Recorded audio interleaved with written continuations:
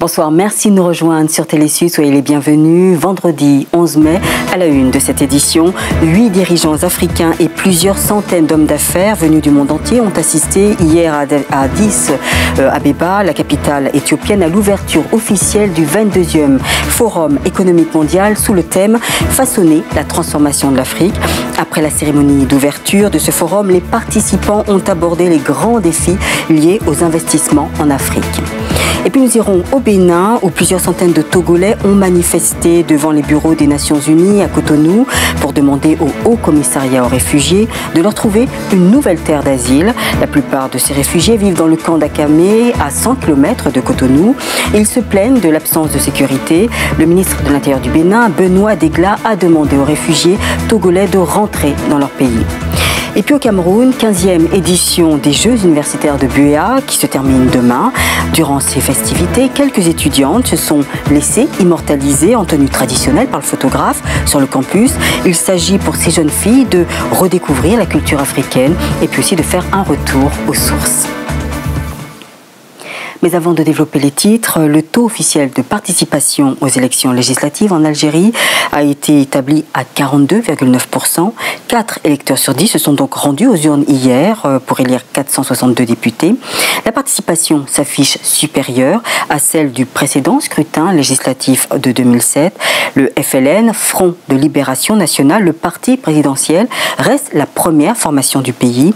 Quant aux islamistes de l'Alliance pour l'Algérie verte, ils ont accusé les autorités de vaste fraude électorale après la publication de résultats partiels, renvoyant la formation en 3e position des législatives avec 66 sièges. Donc le FLN a obtenu 220 des 462 sièges devant le Rassemblement national démocratique du Premier ministre Ahmed Ouyaya qui décroche la 2e place avec 68 sièges.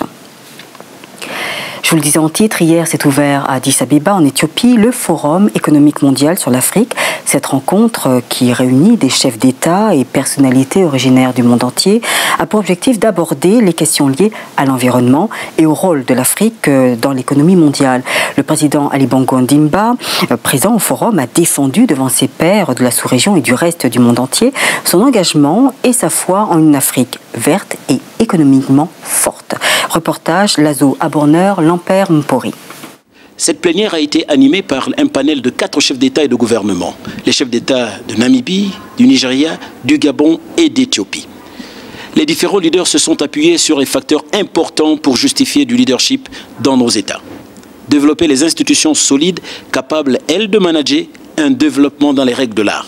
Non à la division, oui au rassemblement. Prendre en compte les aspirations des populations. Une Afrique riche se doit de l'être avec les Africains. Le leadership africain passe également par l'éducation des femmes et la prise en compte de la jeunesse. Il ne faut pas avoir peur de dialoguer avec les jeunes. Le président Ali Bongo Ondimba n'a pas hésité à brandir l'exemple de la transition au Gabon pour témoigner de la pertinence de l'action féminine dans le développement de notre pays. 2 femmes ont managé le délicat processus qui s'annonçait tumultueux aux yeux de plusieurs observateurs. Dans un jeu de questions-réponses, les participants ont proposé aux leaders un management de gouvernement à l'instar du management d'une entreprise privée, avec cependant un brin d'humanisme. Au Bénin, plusieurs centaines de réfugiés togolais admis dans les camps du Haut Commissariat des Nations Unies pour les réfugiés dans la localité d'Agamé, à une centaine de kilomètres de Cotonou, ont manifesté devant la représentation de l'organisation pour exiger une autre terre d'asile. Ils se plaignent des actes de violence ou d'intimidation qui sont commis à leur endroit tous les jours dans les camps. Maximien Benoît. Affaiblis par une crise interne qui les oppose à leurs frères togolais, cette catégorie de réfugiés aspirant à une nouvelle terre d'asile a déménagé son camp à Cotonou.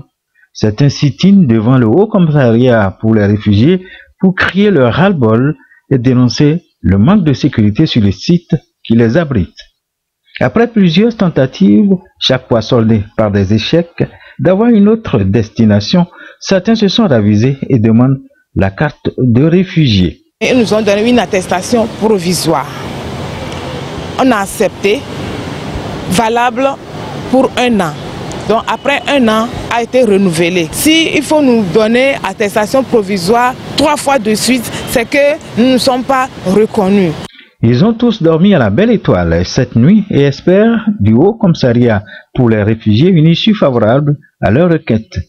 Tant estiment-ils avoir des difficultés à s'intégrer dans un camp où les possibilités d'emploi sont presque inexistantes et la sécurité est devenue un rêve. Il y a de cela 7 ans, avoisinant 8 ans que nous sommes au Bénin et nous n'avons pas de statut juridique. Nous autres qui réclamons une autre terre d'asile, avec ceux qui cherchent la carte, se sont opposés à nous. Et il y avait eu des affrontements. Ces réfugiés togolais se disent prêts à passer des jours et des semaines à Kadjaou devant le Haut Commissariat à leur charge tant que cette institution n'aurait une alternative crédible à leur proposer. Et justement, face aux actions des réfugiés togolais, le ministre béninois de l'Intérieur a immédiatement réagi. Benoît Degla a invité les réfugiés togolais à rentrer chez eux si les conditions de leur séjour au Bénin ne leur convenaient plus. Je vous propose de l'écouter. Il est bon de rappeler que le Bénin appartient à une communauté internationale et que le Bénin est signataire, n'est-ce pas, d'une convention, la Convention de Genève, qui prescrit un certain nombre de choses. Lorsque les conditions qui motivent le départ de son pays vers un autre, lorsque ces conditions-là n'existent plus, vous pouvez rentrer librement chez vous. Et nous croyons savoir qu'au Togo aujourd'hui, la situation de 2005 n'est pas ça qui prévaut aujourd'hui. Si ceux-là que nous avons reçus chez nous, parce qu'ils étaient en situation difficile, pensent que les conditions ne leur plaisent pas, je pense que pour se rendre au Togo, ils ont seulement quelques minutes entre Agamemnon et le Togo. Donc ils peuvent rentrer librement chez eux. Mais ce qu'il faut dire, c'est que nous n'allons plus permettre qu'il y ait ces mouvements de rue. 15e édition des Jeux universitaires au Cameroun. Les étudiantes profitent de cette période festive pour redécouvrir la culture africaine à travers l'habillement et son mode de vie. Il s'agit pour ces étudiantes d'un retour aux sources. Reportage Dorothée Doumbé, Bobby Kulbis. Ces studios photos de plein air ne passent pas inaperçus au campus universitaire de Moliko à Buea. Situés dans les grandes allées principales de l'université, les studios de circonstance ne désemplissent pas.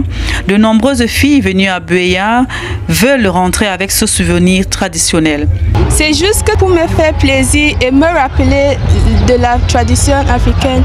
Chaque mannequin qui arrive a bien une idée précise de ce qu'elle recherche au cours de la séance de shooting. On se dit que les Camerounais sont un peu à la quête du développement, donc c'est un peu comme une bataille, raison pour laquelle j'ai choisi l'uniforme d'une guerrière, celle-là qui lutte pour quelque chose, donc pour l'émergence du Cameroun. Qu'elles soient fines ou rondes, ici, il n'y a pas de complexe. Toutes les femmes sont belles et fières de leur corps. J'aime le style, j'aime l'habillement, j'aime la tenue. Donc si tout le monde me regarde, il n'y a pas de souci. Moi, je n'ai rien à cacher là. Lorsqu'elles arrivent, elles choisissent le matériel pour la photo, la tenue appropriée, les bijoux traditionnels, le maquillage adapté. La séance photo commence. Les photographes sont heureux. Chaque année, ils font de bonnes affaires. Certaines viennent de Ngaoundéré dans le nord, d'autres de Douala dans le littoral. En fait, ça nous apporte quand même de quoi payer notre déplacement, aller-retour. Ça nous donne aussi un peu d'argent de poche, quoi. Par jour, on peut s'en rendre compte qu'on fait même 200 filles. Vous voyez comment il y a surcharge là, on ne peut pas faire une minute sans habiller les filles là, bon. Cette photo traditionnelle nourrit son homme et fait le bonheur de ses femmes. Les 15e Jeux universitaires 2012 à l'université de Buea, c'est également beaucoup de culture, une culture africaine, un retour aux sources que la plupart des jeunes filles des universités du Cameroun ont décidé de faire à travers la tenue traditionnelle. Elles ont décidé de porter des tenues qui sont de la région du Nord Cameroun.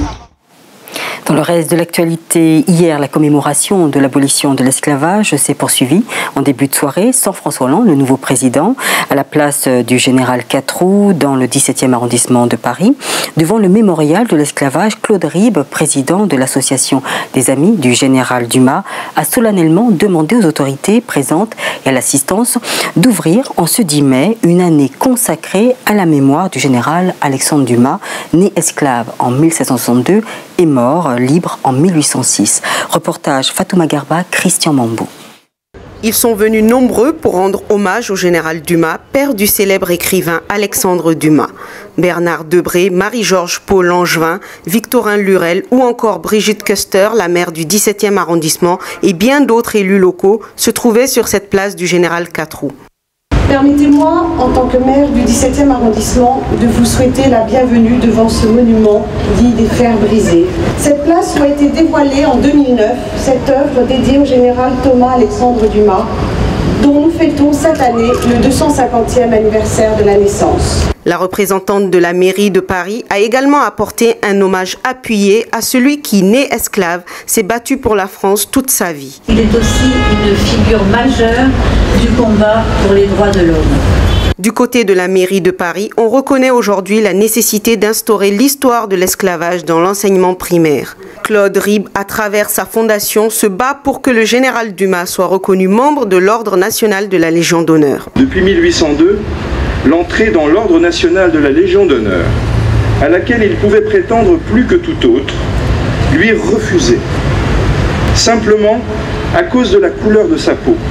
Après les discours, les élus déposent des gerbes de fleurs devant le monument des fers brisés, une cérémonie toute en couleurs et riche en émotions avec la chorale d'une centaine d'enfants d'écoles parisiennes. La fête se termine ensuite par une interprétation de la Marseillaise par la soprano Leila Breton.